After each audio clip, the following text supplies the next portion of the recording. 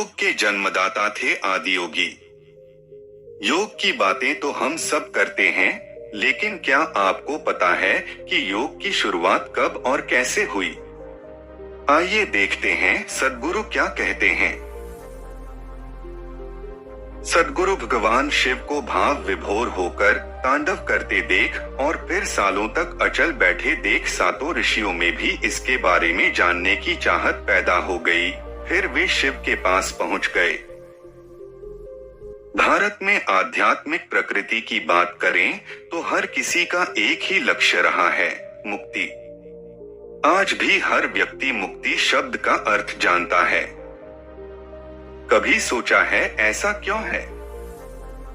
दरअसल इस देश में आध्यात्मिक विकास और मानवीय चेतना को आकार देने का काम सबसे ज्यादा एक ही शख्सियत के कारण है।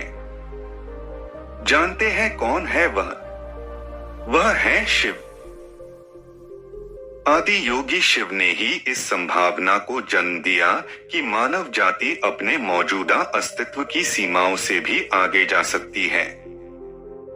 संसारिकता में रहना है, लेकिन इसी का होकर नहीं रह जाना है।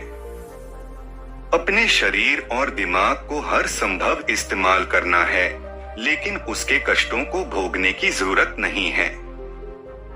कहने का मतलब यह है कि जीने का एक और भी तरीका है। हमारे यहाँ योगिक संस्कृति में शिव को ईश्वर के तौर पर नहीं पूजा जाता है। इस संस्कृति में शिव को आदि योगी माना जाता है। यह शिव ही थे जिन्होंने मानव मन में योग का बीज बोया।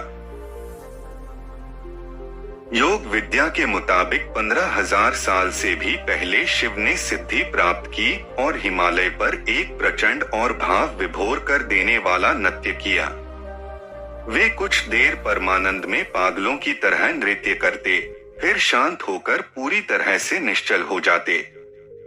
उनके इस अनोखे अनुभव के बारे में कोई कुछ नहीं जानता था। आखिरकार लोगों की दिलचस्पी बढ़ी और वे इसे जानने को उत्सुक होकर धीरे धीरे उनके पास पहुंचने। लेकिन उनके हाथ कुछ नहीं लगा, क्योंकि आदि योगी तो इन लोगों की मौजूदगी से पूरी तरह बेखबर थे। उन्हें यह पता ही नहीं चला कि उनके इर्द गिर्द क्या हो रहा है। उन लोगों ने वहीं कुछ देर इंतजार किया और फिर थक हार कर वापस लौट आए। लेकिन उन लोगों में से 7 लोग ऐसे थे जो थोड़े हठी किस्म के थे। उन्होंने ठान लिया कि वे शिव से इस राज को जानकर ही रहेंगे।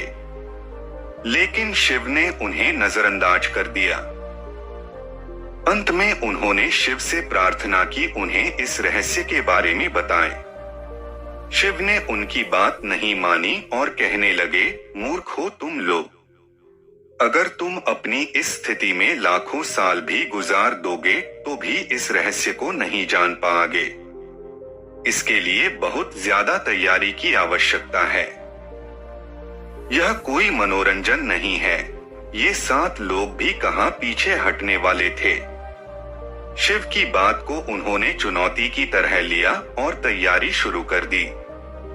दिन, सप्ताह, महीने, साल गुजरते गए और ये लोग तैयारियां करते रहे, लेकिन शिव थे कि उन्हें नजरअंदाज ही करते जा रहे थे।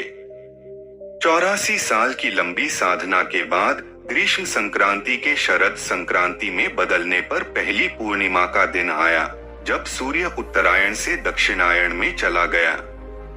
पूर्णिमा के इस दिन आदि योगी शिव ने इन 7 तपस्वियों को देखा तो पाया कि साधना करते करते वे इतने पक चुके हैं कि ज्ञान हासिल करने के लिए तैयार थे।